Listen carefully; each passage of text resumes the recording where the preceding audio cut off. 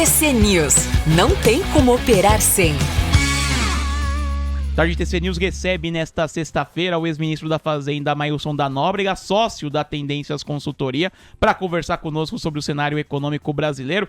Ministro, obrigado por atender ao nosso convite. Como vai?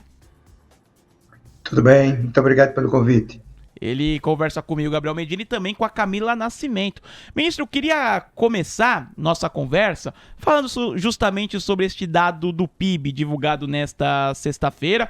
A economia brasileira terminou 2024 com crescimento de 3,4%, abaixo do esperado e mostrando uma desaceleração no quarto trimestre. São números que agradaram ao senhor, apesar da fotografia dessa alta.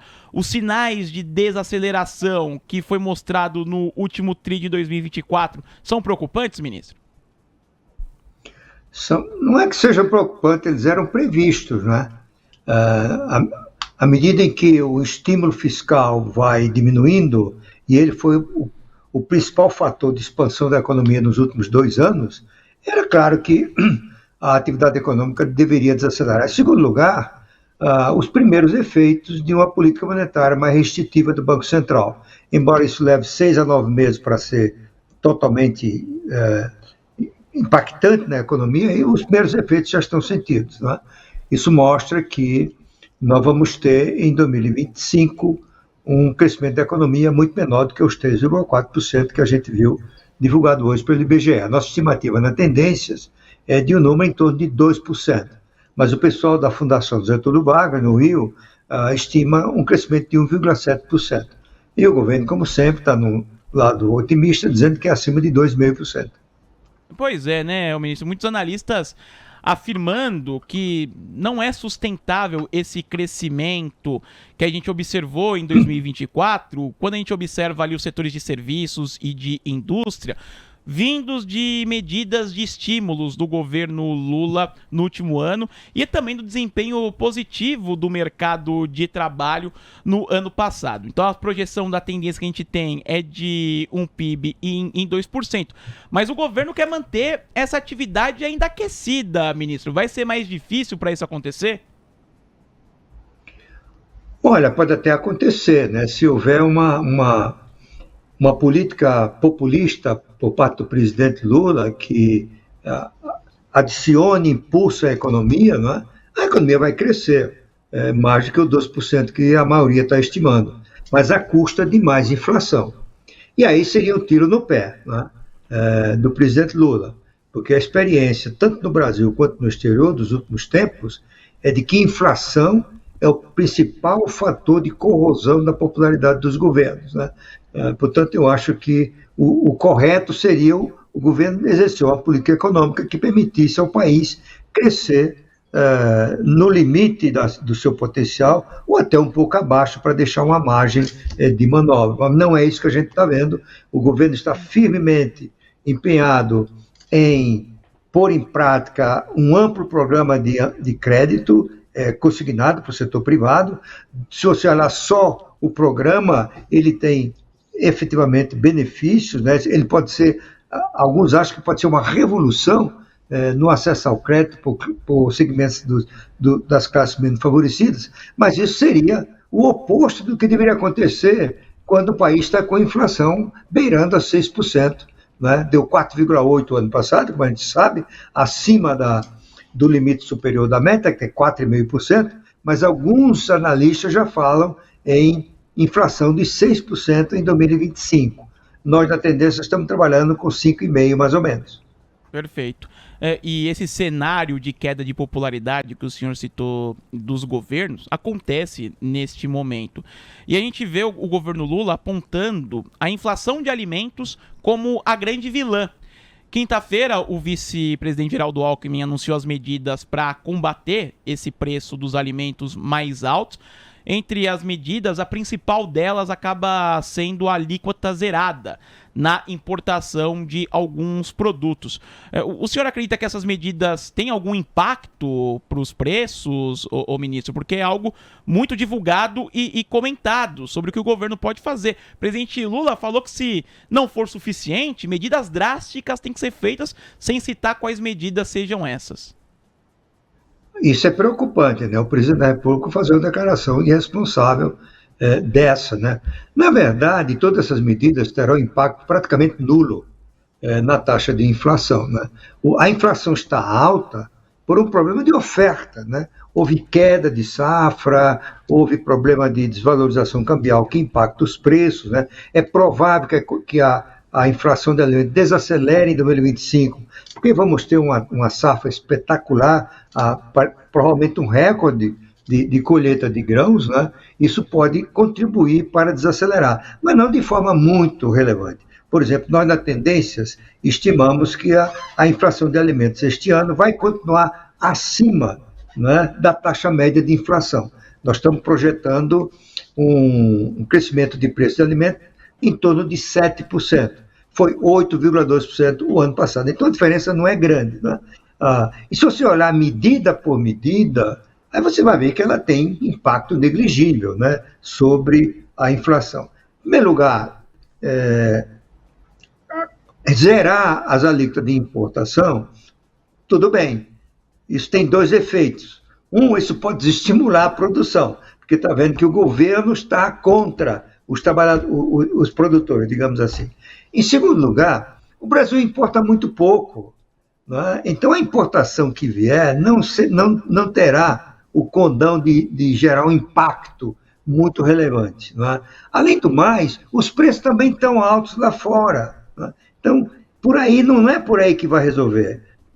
Outra coisa, fazer um aplicativo para os consumidores escolherem o melhor lugar de comprar, eu acho até ridículo, né? Esse tipo de medida, né? É coisa de marqueteiro, talvez, né? Mas eu acho que isso dificilmente vai funcionar.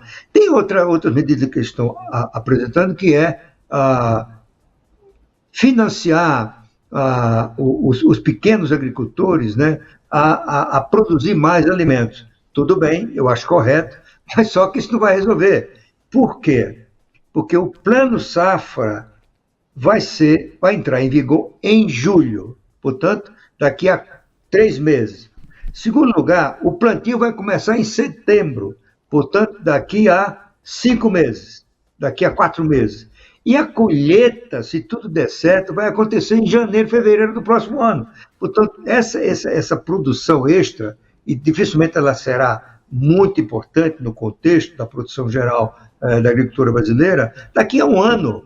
Portanto, eu acho que o governo está fazendo muito barulho e pode estar correndo o risco de a inflação não cair e isso reverberar contra a popularidade do presidente, porque ele está prometendo coisas que não pode cumprir, ou seja, de reduzir de forma importante o preço dos alimentos, né? Essa é a nossa avaliação na Tendência. A gente está recebendo aqui no Tarde TC News o sócio da Tendências Consultoria, Mailson da Nóbrega, ex-ministro da Fazenda, e com a presença do Mailson aqui no nosso programa, né, Camila, muitas perguntas da nossa audiência estão chegando ou pelo nosso WhatsApp ou também pelo chat da nossa transmissão no YouTube. Você separou algumas questões, algumas dúvidas, né, que a galera que está acompanhando a gente tem para o ex-ministro Mailson da Nóbrega. De quem você separou a pergunta, Camila? Boa tarde, ministro. O Alexandre escreveu aqui no nosso chat perguntando o que o senhor faria se estivesse na Fazenda hoje, no lugar do ministro Fernando Haddad. E ele acrescenta: quais pontos precisam de uma mudança urgente hoje para o país não entrar em uma recessão técnica? Olha, a rigor eu não faria nada, né? Porque as medidas para produzir uma queda importante da inflação de alimentos estão fora do controle do governo. O governo está fazendo um auê nesse processo para dizer que está agindo, né? E está correndo o risco, como eu falei aqui, de isso não gerar nenhum efeito importante, isso voltasse contra a popularidade do presidente, né? Eu acho, quanto à recessão técnica, é difícil dizer, porque nós vamos ter uma política monetária muito restritiva, a taxa de Selic vai para 14,25 agora, em março, e as estimativas nossas, por exemplo, é que ele vai chegar a 15,5%, é a taxa básica de juros. Mas a taxa de mercado, a taxa longa de juros, por exemplo, pode chegar a 17%, e o crédito ao consumidor a muito mais do que isso. Portanto, nós não temos como evitar, o governo melhor não tem como evitar, não é? Que a política monetária continue restritiva, e aqui e acolá ela pode gerar uma queda do PIB, e uma queda do PIB de 2 trimestres pode gerar uma recessão técnica. Eu acho que não vai acontecer, né, porque a economia ainda pode crescer 2% este ano, mas não é desprezível que aconteça, né? E se tiver uma queda de PIB num trimestre ou em 2 trimestres, isso não significa que vai ter uma recessão no Brasil. Perfeito. Bom, ministro, queria aproveitar e tratar sobre política fiscal com o senhor, entrar um pouco mais de detalhes sobre isso. O senhor trouxe as projeções das tendências até para a taxa Selic, a taxa básica de juros. Há quem diga que um maior compromisso fiscal do governo funcionaria melhor para baixar a inflação, consequentemente a taxa Selic. Essa é a luta que o mercado enxerga. A gente tem uma projeção para a relação dívida-PIB para o fim do ano, também ali beirando os 80%. Gostaria de ouvir o senhor sobre a atual política fiscal, que a gente tem, o senhor tem comentado sobre alguns problemas que enxerga que o governo tem feito, e isso acaba afetando a política fiscal também, certo, ministro? Olha, Gabriel, nós temos uma política fiscal totalmente insustentável. Portanto, não faz muito sentido a demanda de muita gente do mercado, no jornalismo, nas empresas, que o governo corte gastos para pôr a política fiscal a serviço do combate à inflação. Mesmo que o governo quisesse fazer isso, e ele não quer, ele quer gastar mais, isso não aconteceria, infelizmente. Isso é um dado que me surpreende, como é que os analistas não percebem que existe uma rigidez excessiva do gasto público no Brasil. Por exemplo, no governo federal, 96% dos gastos são de natureza obrigatória. Portanto, o governo tem apenas 4% para fazer cortes. E se você considerar que o governo precisa de pelo menos 2%, né, do gasto federal para manter a máquina, e alguma coisa que tem que ser feita em favor das Forças Armadas, do Judiciário e assim por diante, não tem margem de manobra para isso. Portanto, não existem condições no Brasil de, por exemplo, estabilizar e depois reduzir a relação entre a dívida pública e o PIB, que, como você disse, vai bater 80% este ano, e tudo indica 85%, 84%, 85% no próximo ano. A relação entre a dívida e o PIB, que é o principal indicador de solvência do setor público, que o mercado olha com lupa, porque aí está o grande risco fiscal, vai aumentar de 13 a 14 pontos de percentagem em um único período de governo, o terceiro mandato do presidente Lula, né? Então, isso significa, viu, que não há como, em termos operacionais, físicos, etc., fazer o corte de gasto que o mercado demanda.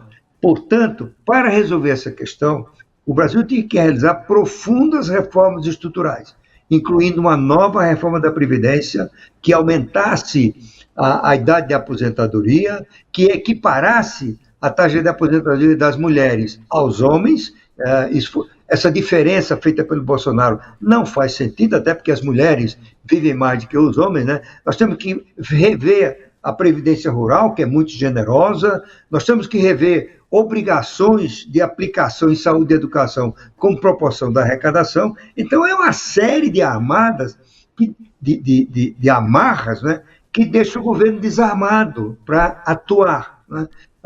Novamente, você tem uma ideia, o que seria possível para estabilizar essa relação dívida-PIB? Um superávit primário da ordem de 2% do PIB. Ora, a margem de manobra é menos do que isso. Portanto, em resumo, o Brasil tem um encontro marcado com a grave crise fiscal. E só para ilustrar isso, claro, 2 conceituados consultores da Câmara, inclusive o Birros, que foi secretário de Economia e Finanças do Ministério do Planejamento, até recentemente, eles fizeram um estudo muito profundo, mostrando que em 2027, 100% do espaço fiscal previsto no arcabouço fiscal 100% serão de natureza obrigatória. Então não vai sobrar um tostão nem para comprar gasolina para os carros do governo, nem para os aviões, nem querosene para os aviões da FAB. Claro, vai colapsar antes disso, porque o mercado vai perceber a inviabilidade dessa situação, e a questão é a gente saber quando isso vai acontecer. Ninguém tem nem qualquer bola de cristal, nem condições de dizer quando é que isso vai acontecer. Eu gosto de mencionar uma frase famosa de um economista alemão, Rudolf Donnebusch, né, que já faleceu, e ele foi professor da Universidade de Chicago. E ele estava fazendo uma apresentação sobre uma crise, e alguém perguntou: professor, quando é que essa crise vai chegar? Ele falou: olha, essa crise vai demorar mais a chegar do que você imagina, mas depois é muito mais rápido do que você pensa, certo? Então, é isso, né? Tem outra frase que eu acho que é muito interessante para esse efeito, né? É a frase de um romance do Ernest Hemingway, em que um personagem dele quebrou, né? E alguém perguntou para o personagem, ou para o escritor: como é que alguém quebra? Como é que tem uma crise financeira, se referindo a um país? Ele disse: olha, isso tem duas fases. Essa crise evolui em duas fases. A primeira, vagarosamente; a segunda, de repente. Então, é isso. Um dia vai ser de repente, o mercado cai na real e tem um colapso. Foi assim com a crise de 2008, né, nos Estados Unidos. Vários analistas diziam: esse negócio de emprestar dinheiro para casa própria para quem não pode pagar vai dar errado, mas os bancos ganhavam muito dinheiro, os executivos tinham bônus maravilhosos, né? Um belo dia quebrou o Lehman Brothers. E alguém perguntou: por que ele quebrou? Porque ele tinha uma carteira hipotecária insustentável. O mercado colapsou, né? Então, é esse o momento. Os economistas deram esse momento, o momento Minsky. Minsky é o nome de um economista americano, Hyman Minsky, já falecido, que é quem mais estudou crises financeiras no mundo, desde a crise das tulipas no século XVII, na Holanda, né? Então, quando o colapso ocorre e a crise se instala, para homenagear o Minsky, passou a se chamar, esse é o momento Minsky. Qual será o momento Minsky do Brasil? Ninguém sabe. Será que pode ser evitado? Só para concluir. Só para concluir. Será que pode ser evitado? Pode, se for feitas essas reformas que eu falei aqui. Eu não acredito que sejam feitas. Pois é, ministro, pelo cenário que o senhor está traçando aqui conosco, até a dúvida aqui do Leonardo Estevam, ele mandou um termo que está na moda, que é dominância fiscal. Estamos entrando em dominância fiscal, ou já estamos em dominância fiscal, ministro? Olha, eu até pensei, quando houve aquele pânico no final do ano, que o dólar bateu 6,20, 6,30, eu até achei que isso era consequência da dominância fiscal, mas não era. Era uma desconfiança em relação à política fiscal do governo, mas, sobretudo, os receios com a política tarifária do presidente Trump, né? Não, ficou mostrado que o Brasil não está mesmo, ao contrário do que eu pensava, não está em dominância fiscal. Mas pode caminhar para isso.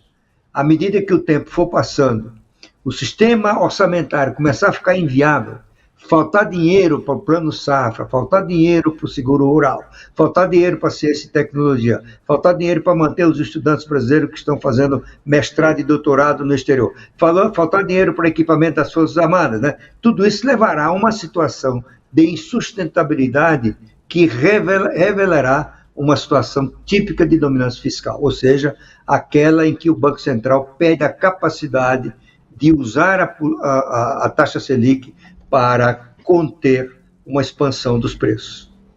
Perfeito. Uma expansão continuada, né? Perfeito. Eu agradeço a participação aqui no nosso Tarde TC News do Mailson da Nóbrega, sócio da Tendências Consultoria, ex-ministro da Fazenda. Dava pra gente seguir aqui falando sobre diversos temas, viu, ministro? Mas o tempo é mais curto e eu gostaria de agradecer novamente a participação aqui conosco. Ok, Gabriel, ok, Camila, muito obrigado pelo convite, foi um prazer para conversar aqui com vocês. TC News, não tem como operar sem.